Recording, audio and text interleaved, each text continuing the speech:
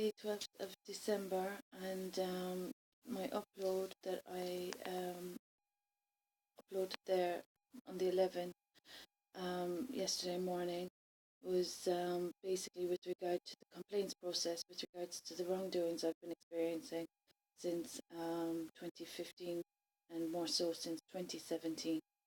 The complaints process for any individual is a straightforward process. As I've mentioned in yesterday's upload, I adhere to the process. The acknowledgements that I've received have, as I've said, not been adequate, and the acknowledgements I've received have stated that the issues caused and the wrongdoings perpetrated haven't been within the remit of the agency that are actually meant to be handling such issues. I've established that there's been medical negligence, there's been legal negligence, there's been breaches of confidentiality, there's been violations of privacy, there's been defamation of my character and reputation, there's been obstructions of justice, there's been 29 human rights violations basically. So with regard to the violation of privacy, I find it to be a big concern that my privacy would be violated, that any person's privacy would be violated, especially when it comes to circumstances such as this, when I'm hearing the defamation that I'm hearing and the claims that are being made. So the thing about it is, with regard to the breaches of confidentiality and the anonymous claimants and the unsubstantiated claims that have been made, I find it very intrusive that not only are there these claims that are quite defamatory, but also that there's just the violation of privacy also happening. With any agency, with any organisation, there's a procedure and there's ethics and there's professionalism. There's ethical procedures for inquiring or seeking information. The most formal and legal way I know of is the Freedom of Information Act of 2014. Now, as I've already said in my other uploads, I've sought the information that I'm entitled to legally and formally, and the information I've sought has been withheld from me. So, as well as having this obstruction of justice occurring and the defamation that I'm experiencing, etc., etc., etc., I'm just curious as to know how there are individuals that are violating my privacy, that are making false claims, that are being highly unethical and totally unprofessional, and especially when I've already experienced so many violations and wrongdoings without having done anything wrong at all. Now there's also the issue of marital desertion for the past 2 years. As a new mom and as a new wife, I've been on my own for the past 2 years. The legalities involved, another issue, but my main concern is my human rights and my right to privacy and my right to justice and my right to health care.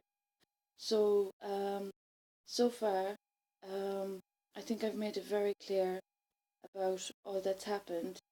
The complaints procedure that the Ombudsman and the other relevant agencies and another agency that has completely ignored the seriousness of wrongdoings being perpetrated have violated an innocent woman and wronged an innocent woman. The defamation of my character, as I've said, has cost me my career and opportunities and earnings. And today, or yesterday, since my upload yesterday, I've uploaded and I've contacted the politicians of Doyle. I'm waiting patiently to hear from them. I've been hearing that, It's not within their remit since 2017. But now, as things have actually exacerbated and deteriorated, I'm just wondering, when are they going to be prepared to address the violations of privacy and defamation and the obstruction of justice that I'm experiencing, etc., etc., etc. Because 29 human rights violations is pretty serious, especially for a woman that's been deserted, a mother that's been deserted, a mother that's been wronged and violated. And I'm just wondering, with the medical negligence involved, how long is it going to be before the politicians realise the seriousness of what's happening? Um, as I've said, there's ethical procedures to seeking information. There's legal procedures to seeking information. There's issues attached to defamation of a person's character and reputation. And as I've said, there's been many creative stories told about Emer Griffin McElligott that haven't been all that accurate at all.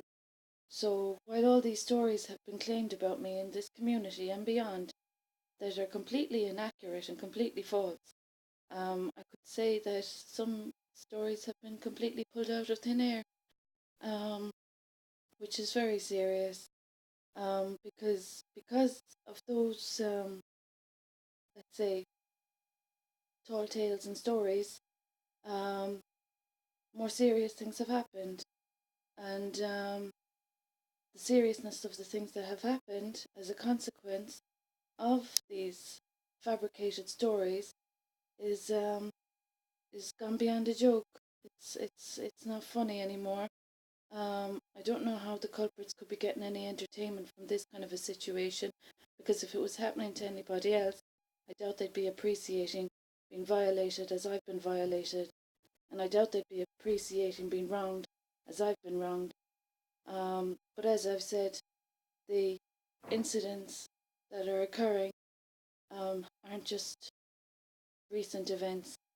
There's been a lot happening since 2003, 2005, and 2007 that I got over, recovered, and moved on from, um, with the help of the fellowship, and as a law-abiding citizen and as a professional.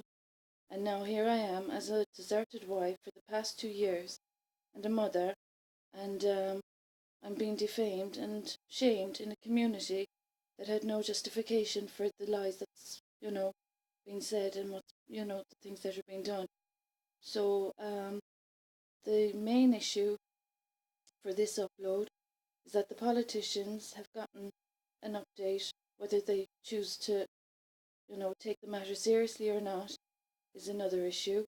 But the fact of the matter is that if it was anyone in my circumstances, would the same nonchalance be displayed, or would there be a proper effort to right the wrongs that have been done against an innocent woman?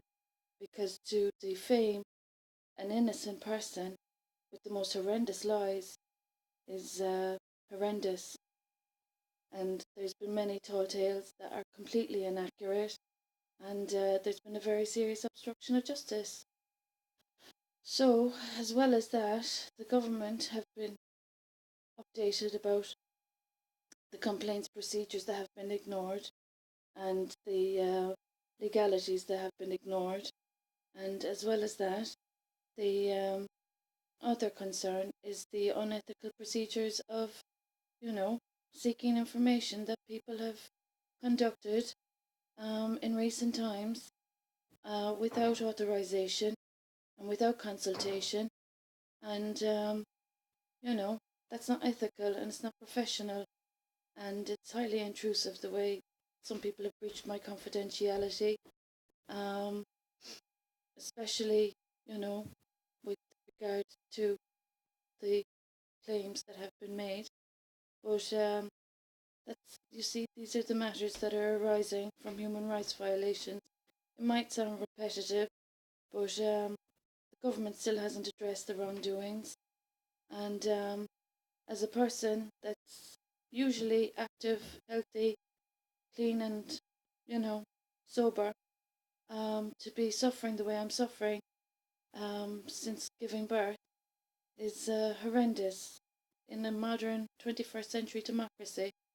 Um, People just doing and saying what they want, when they want, where they want, with who they want, about a person that they don't even have any interaction with. So I'm just wondering, what does the government think about such a situation? Um, as a teacher, as a professional, as I've had to publicly state on these uploads, um, my track record is perfectly clean, you know? And I've had these horrendous things said about my profession, but I've only taught up to when 2016, just after giving birth, and I wouldn't have been able to walk into a classroom if there was any incriminating issues. But as there wasn't any issue for me not to be teaching.